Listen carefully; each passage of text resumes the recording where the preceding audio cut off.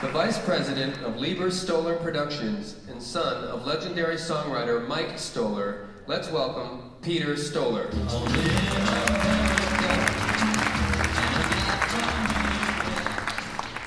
Hi. Most of you know what this scholarship is about, but for anyone new, a quick summary. 80 years ago, Satan's right hand, better known as rhythm, and his left hand, blues, shook, rattled, and rolled open the gates of Hades, loosing upon the world two demons in a crude approximation of human form, Jerry Leiber and Mike Stoller. 100 later, more or less, these hound dogs of hell brought forth upon us the great plague known in the Torah as rock and roll. For generations, this plague ravaged the earth until the planet was unrecognizable to those hallowed ASCAP founders who had once ruled it.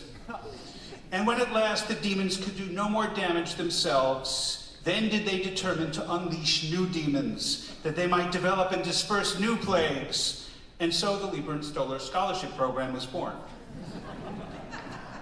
It should be no surprise then that this year's scholarship recipient, Alexis Hatch, plays the devil's instrument. And she's not alone. When her elder sister Heidi was born, her parents, violist Peter and pianist Francisca, referred to her as our first violinist. And lo, she would fulfill that dark prophecy. When Alexis arrived 2 years later, fiddling in her sister's footsteps, it seemed the Hatches had confused the Lamaze technique for the Suzuki method.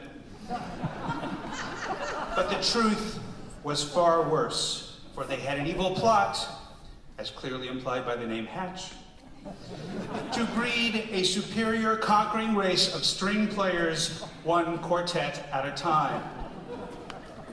This do-it-yourself eugenics program failed because no one involved was named Eugene, and because after 2 violins, Francisca said, even with a cesarean, I'm not doing a cello.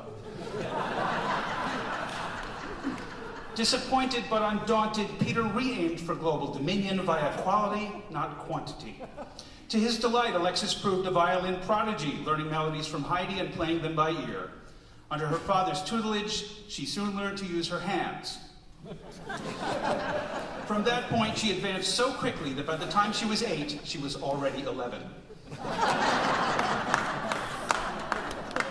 Peter was strict, making little Lexi play 19 hours a day for gruel and crusts of bread. Alexis, you have my sympathy. I know only too well how hard it is to work with your father. They think they know so much about music. When Peter couldn't be home for lessons, he ordered Alexis to practice with a metronome. For you non-musicians, a metronome is a 2-foot-tall bearded guy who shops at Barney's. Exactly like Paul Williams, but with my shoes. In 2007, the Hatches moved to Spain, where Alexis racked up a long list of honors and accomplishments that nobody in America can verify. She also learned to play viola and classical guitar and to sing because the little genius wanted something practical to fall back on. Returning at last to the States in 2011, Alexis was a young woman with 1 foot in Spain and 1 in America, so I don't even want to hear about your 1 suitcase at JFK and your 1 at O'Hare. After 2 years of the impressive-sounding fluff with which she brazenly pads her bio, Alexis auditioned for us at the Young Musicians Foundation, accompanied by her father. I must say it's an interesting idea, accompanying a violin with a viola. But Mr. Hatch played the piano, which turned out to be even more interesting because he played it arco. The Hatches proceeded to dazzle us with a saucy and sparkling introduction in Rondo Capriccioso by Saint-Saëns and a tender, lyrical cantabile by Paganini.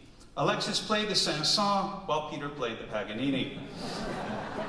And as a fan of Charles Ives, I deeply appreciated that performance.